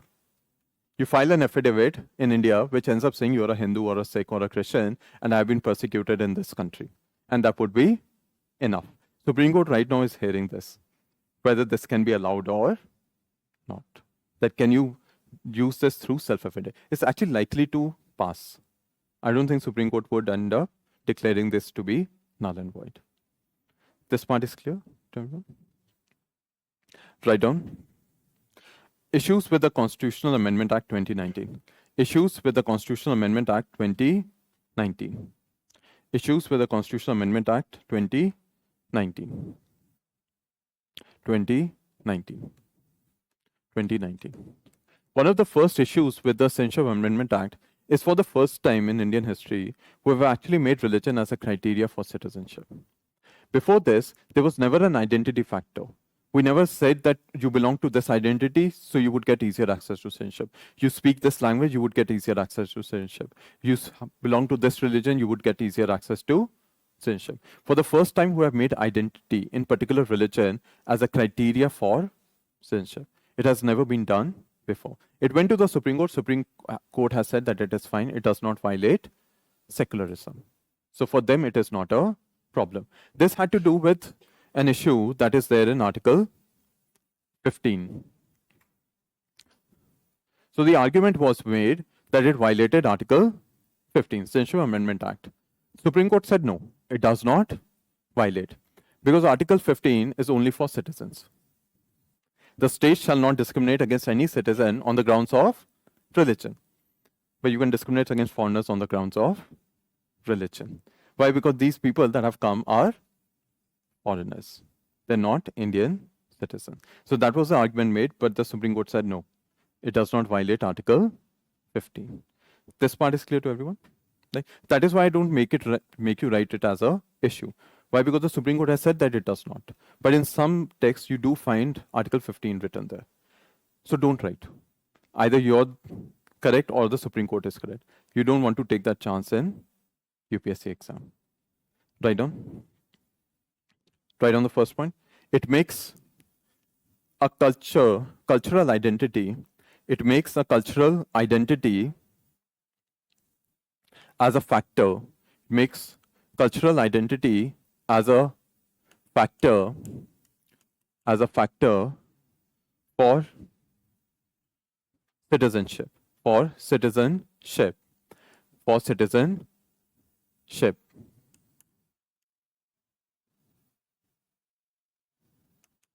For citizenship, which did not exist earlier.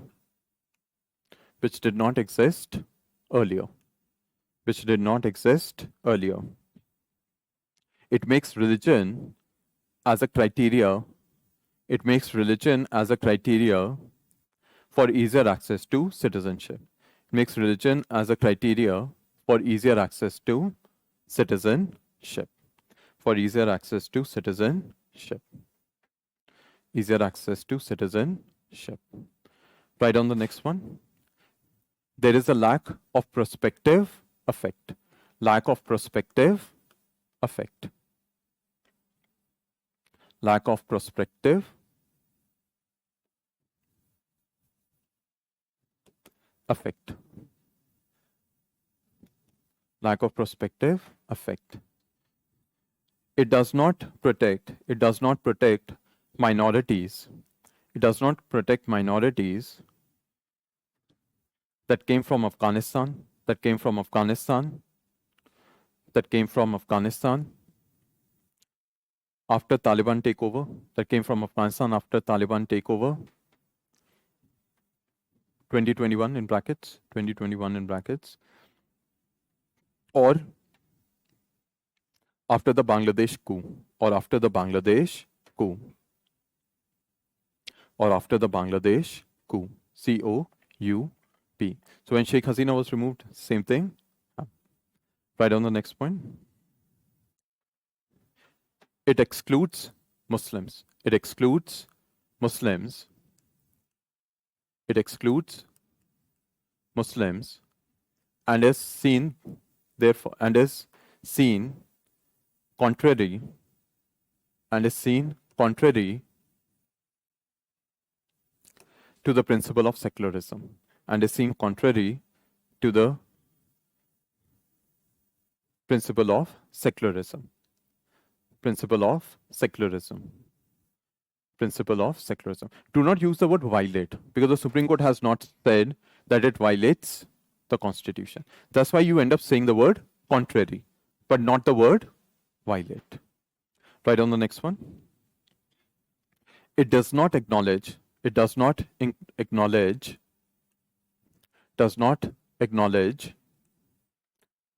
the persecution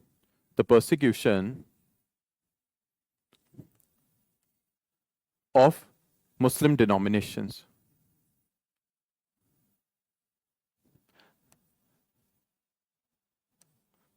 Persecution of Muslim denominations, like Shias,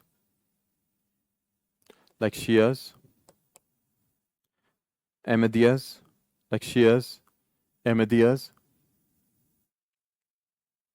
like Shias, Ahmadiyas, others.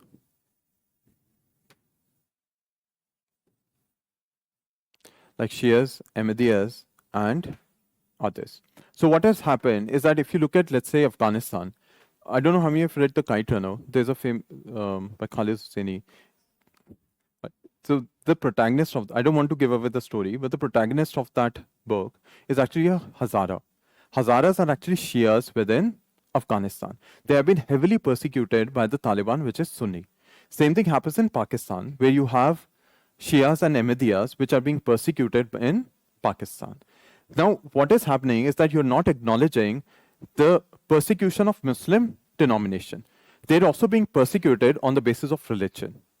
That is also religious persecution. That is also happening in these three countries, but you have not acknowledged the denominations within Islam. This part is clear to everyone?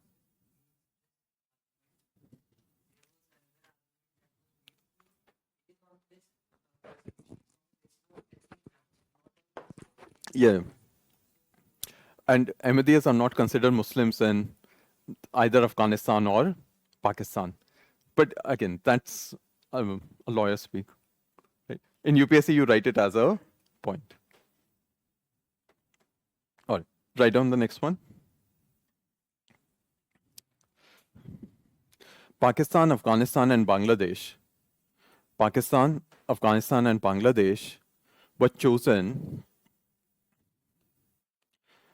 Pakistan, Afghanistan, and Bangladesh were chosen because they have a state religion. Because they have a state religion. Because they have a state religion. State religion. But it ignores other neighboring countries.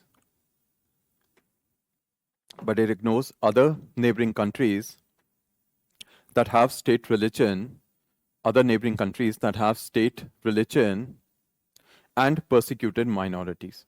State religion and persecuted minorities. Persecuted minorities. Persecuted minorities. Persecuted minorities. In brackets, you write the example Rohingyas in Myanmar. Rohingyas in Myanmar. Rohingyas in Myanmar. Rohingyas in Myanmar. Rohingyas in Myanmar. Now, this was actually said by Amit Shah. He went to the parliament and he was asked this question, and he ends up saying that these three countries have a state religion, which is Islam. That's why we've excluded Muslims from this. Like, they would not be persecuted in these countries. Why? Because the state religion is Islam. But it ended up ignoring the religious denomination. The argument that was made against this was that you look at Myanmar, Myanmar also has Buddhism as a state religion. And they have a persecuted minority, which is the Rohingya Muslims. But we don't provide Rohingyas with easier access to citizenship. You look at Sri Lanka also. Sri Lanka also has Buddhism as a state religion. They also have a minority, the Tamilian population, which is largely Hindu, which is also being persecuted. The argument is that if that is the criteria, then why have you ignored the other parts of our neighborhood and the persecuted minorities that might be in those countries? Bhutan also has Buddhism as the official state religion, and you have a particular community there, Lotham Sas. Lotham Sas were Nepali Hindus that were persecuted in Bhutan. They're also not been provided with this particular ease of citizenship. You get the problem with this? But I'll tell you when we talk about the way forward. Right on the next point. It is in conflict. Next point. It is in conflict with the Assam Accord. It is in conflict with the Assam Accord. It is in conflict with the Assam Accord. Assam Accord. The Assam Accord provides 25th March 1971. Provides 25th March 1971 as the cutoff date for ordinary residents for illegal migrants for ordinary residents of illegal migrants, ordinary residents for illegal migrants from Bangladesh, legal migrants from Bangladesh. However, CAA 2019, Citizenship Amendment Act 2019, CA 2019 provides 31st December 2014. Provides 31st December 2014. 2014. 2014. So what happens is that under the Assam Accord that was signed, it was said that any illegal migrant that came from Bangladesh after the start of the Bangladesh war would be sent back to Bangladesh. That's the core idea of the Assam Accord. It did not work out because of the NRC. It was a failure. But irrespective of that, what you have now done is you have ended up saying that illegal migrants, even if they belong to the minority religions, if they have come into Assam before this date, they would be provided. So what you have done is get into the conflict with Assam Accord. You have said that after this date, nobody would be provided. But now you have said that before this date, if you belong to a particular minority, you would be provided. Now, this is also Supreme Court is hearing. We'll have to wait and see what the view of the Supreme Court would be on this. As far as the Chief Minister of Assam is concerned,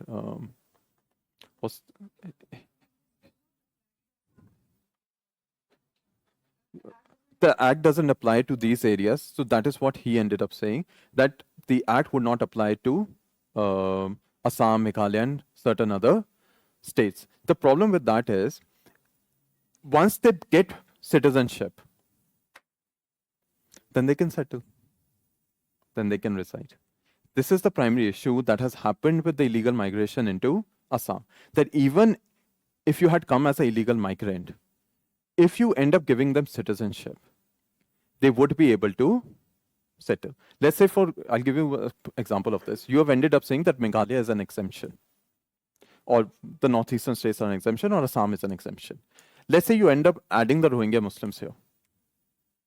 And you end up saying that anyone who has come before, let's say 2025, would be given easier access to citizenship.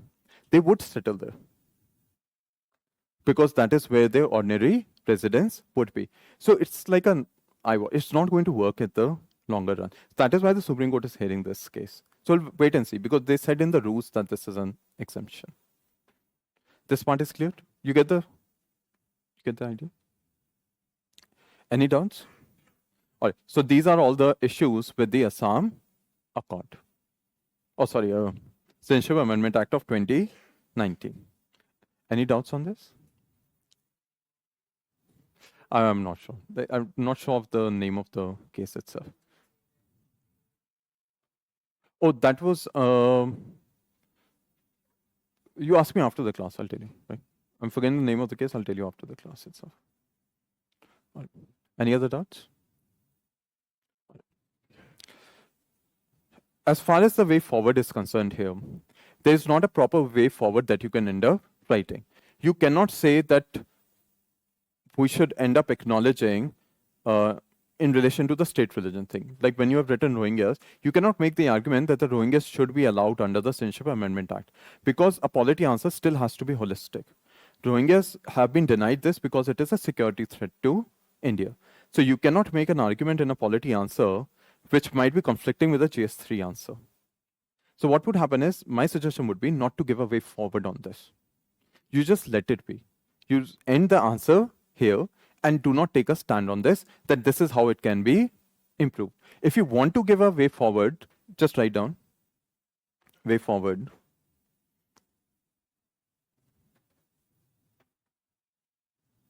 First, prospective effect. Prospective effect, like have a prospective effect on the act. Prospective effect. Acknowledge, second, acknowledge Muslim denominations. Acknowledge Muslim denomination. Muslim denomination. Third, stronger scrutiny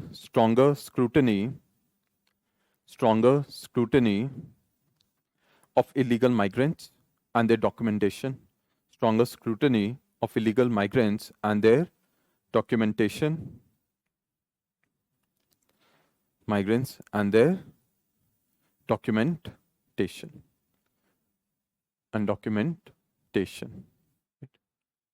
This is it, and you end up writing this only as a way forward, because this would not be controversial at all. Any doubts?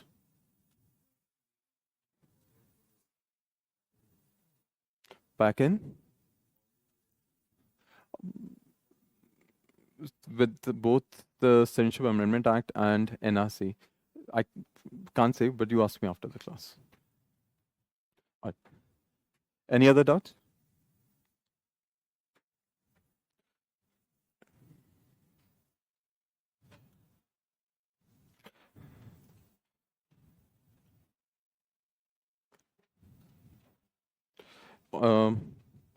You right now don't have the handout for Immigration Act, right? So what we'll do is we'll do the Immigration and Act in the next class. We'll skip a topic, but we'll cover that in the next class, is that? Because I want to give you a handout first on this, so that you come read before it, and I'll explain it in the class itself, right? So few topics here and there I would end up giving as a handout, because the if I dictate, it would take a very long time. So I'll give a handout. I think you should get it by the end of the class today. And whenever we have the next class next week, you come prepared on this. I'll explain this, what the act is. Okay. Right on the next topic. Hate speech. Hate speech. Oh, not hate speech. Write down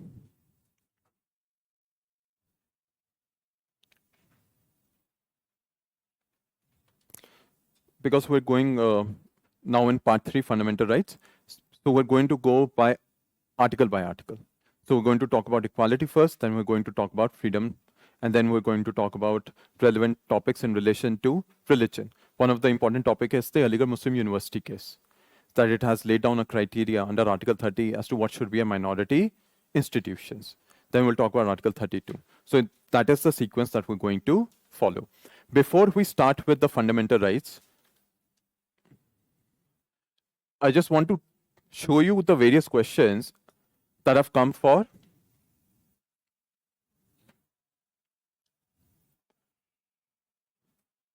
fundamental rights in the mains examination. These are all the questions, I'll show you all of them, that have come till from 2025 till 2030. If you look at this first question that has been asked, so this was asked in 2024. Right to privacy is intrinsic to life and personal liberty and is inherently protected under Article 21 of the Constitution. That everyone knows. You have the Puttaswamy judgment, and that's core, basic. But that was not the crux of the question. It had asked, explain in this reference, discuss the law relating to DNA testing of the child in the womb to establish its paternity, 2024. It was a very unique case that ended up happening. And I don't know very few students that actually knew what the issue was. What had happened is that the Supreme Court, in relation to divorce laws, has ended up saying that one way to test whether the wife has committed adultery is you can take a paternity test of the child. If the child does not belong to the husband, that means the wife has committed adultery. The Supreme Court said no, this cannot be done. It violates the privacy of the child. So you cannot now use this except in extraordinary situations. Now, the issue that happened is, it went first to the High Court, now it is pending in the Supreme Court, is that there was a girl that was sexually assaulted. They wanted to do a DNA testing on the fetus. Because if the DNA test of the fetus would have shown the same DNA as the person who is accused of sexual assault, you would know that this is the individual that committed the sexual assault. It would have been a direct link. But the High Court could not take a decision because the Supreme Court in the past has said no. So now this case went to the Supreme Court. This is the topic that they wanted you to tell. That this is what the Supreme Court has said. This is what the issue is in front of the High Court. And what is it related to? Privacy of the child. So it's not a question on Puttaswamy. It is not a question on right to privacy. What they've asked is the linkage to current affairs. If you look at This question I'll come back to. But if you look at this question in 2022 that was asked, right of movement and residence throughout the territory of India are freely available to Indian citizens. But these rights are not absolute. Which article? Article 19, clause 1, clause.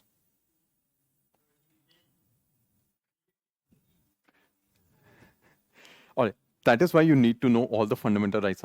I don't tell students to remember articles by heart, but there are 3 topics on which you have to remember by heart. One is fundamental rights. If I say 25, you should know what 25 is. If I say 19, clause 1, clause D, you should know what article I'm talking about. Fundamental rights you should know by heart. The other is 142, complete justice, 136, SLB, and 368, amendment to the Constitution. These are articles you should remember by heart. Everything else you can forget. That's not a problem. But the reason I say this is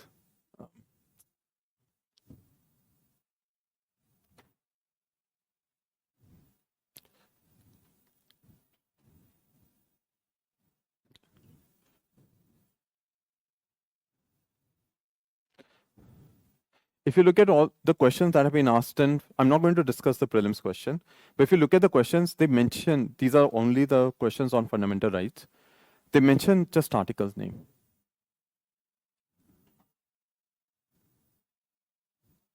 So if you don't know which article is which, it becomes very difficult to sometimes answer these type of question. And that is why the primary issue is. That's why only for fundamental rights, you need to remember the article by heart. Why? Because they keep on mentioning which article is where and which topic it falls under. Like this is asking, what are the rights under exploitation? Now there are 2 rights under exploitation. Which one are they out of the 4? 1 and 4. Abolition of untouchability is under equality and protection of the interest of minorities.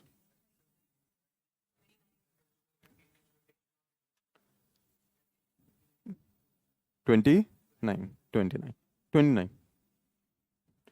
Right?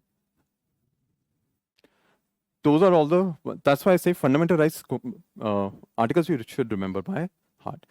Why? Because you can't answer this question completely. Because the first thing it ends up saying is right of movement and residence. You should know which article, 19 clause 1. And you should also know that these rights are not absolute. So where are the reasonable restrictions mentioned? Which clause? It's also mentioned in 19. But for movement. 3. Right. So what happens is, if 10,000 students are giving the mains examination, he tells me and you don't, he gets extra. And you end up losing in terms of marks. This is the small value addition that ends up happening. Because what happens is, everyone who has qualified prelims and writing mains, by and large, everyone has knowledge. That is not really a problem. It is your answers writing skill, and it is how you have framed your the small value additions that you end up putting in your answer that really makes a difference in the mains examination. Why was this question asked in 2022? Because of COVID. The COVID pandemic have happened. It restricted our movement and residence. And these rights are not absolute. So what are the reasonable restrictions on the freedom of movement? Public order is not there. Interest of scheduled tribes and health is also not there. Now all of you are just kidding. What happens is, if you don't know the right answer, it's fine. But if you end up writing wrong in the mains, then the complete answer goes away. That is very difficult to do. If you don't know the article, and especially if you don't know which clause it falls under, it becomes a problem. It is interest of the general public. The interest of the general public, sorry.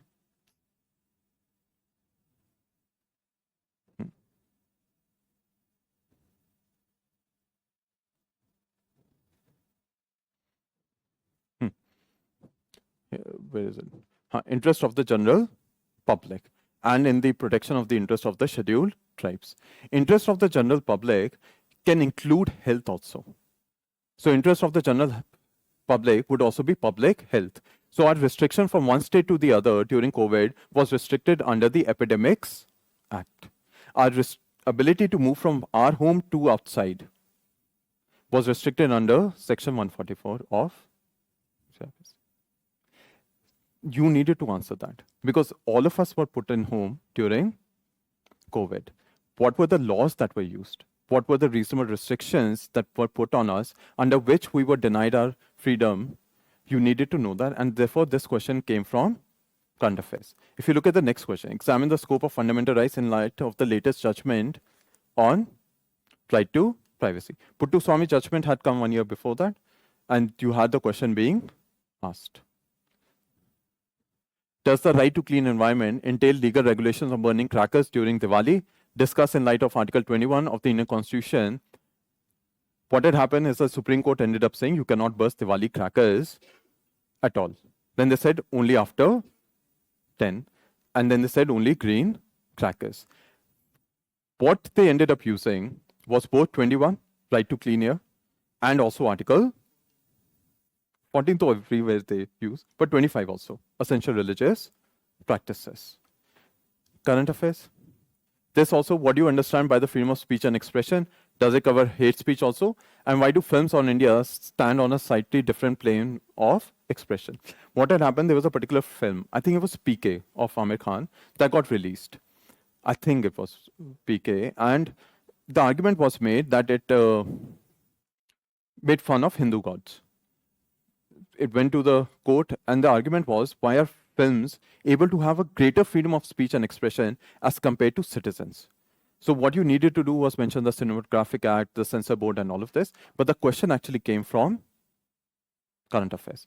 And lastly, Section 66A of the IT Act was declared or was alleged violation of the Constitution. Which Supreme Court case declared it to be null? Shreya Singhal. Which year? 2013. The question was asked, same. I think 2013-15. If you look at all the fundamental right questions that have been asked, all of them are current affairs. Not a single one of them has been static. Static fundamental right questions are asked in prelims. Mains fundamental right questions are always current affairs. Like when you talk about now Article 19, there are three things that are currently in the news in relation to Article 19. Prior restraint, like a gag order. So it is today also in the news that Adani got a gag order against a particular journalist.